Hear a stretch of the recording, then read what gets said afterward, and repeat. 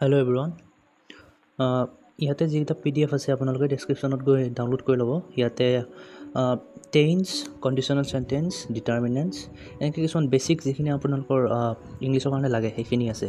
আৰু এইখিনি self study material হয়, আপোনালোকে নিজে পঢ়িলে ধুনীয়াকৈ বুজি পাব। আৰু বেছিকৈ কৈ নাথাকোঁ, থেংক ইউ।